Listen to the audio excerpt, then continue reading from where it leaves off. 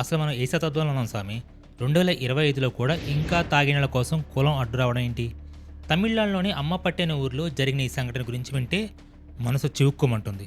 అక్కడ ఎస్ మహేశ్వరి అనే ఒక ధైర్యవంతురాలి మహిళ ఈ విషయం మీద పోరాడడానికి అయితే దిగింది. ఆమె ఊరిలో దళిత ప్రజలు పబ్లిక్ వాటర్ ట్యాంక్ నుండి నీళ్లు పట్టుకోవడానికి వెళ్తే కొందరు అగ్రవర్ణాల వాళ్ళు అడ్డుకున్నారంట.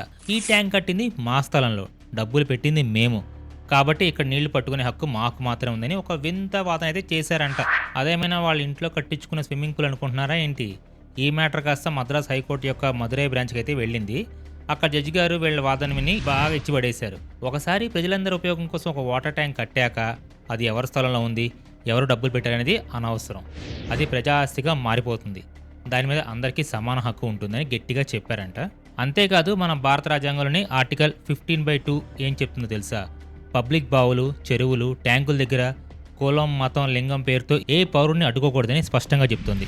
ఈ చట్టాన్ని గుర్తిస్తూ వెంటనే జిల్లా కలెక్టర్ మరియు ఇతర అధికారుల రంగంలో దిగి ఆ ఊర్లో ప్రతి ఒక్కరూ కులంతో సంబంధం లేకుండా నీళ్లు పట్టుకునే చూడండి అని చెప్పారంట. వివక్ష చూపించిన వారిపై చర్యలు తీసుకుని కూడా ఆదేశాలు అయితే జారీ చేశారు. కోర్టులు మరియు రాజ్యాంగం ఇంత బలంగా ఉన్నా ఇంకా సమాజంలో ఇలాంటి పిచ్చి ఆలోచనలు ఉన్నాయంటే సిగ్గుగానే ఉంది.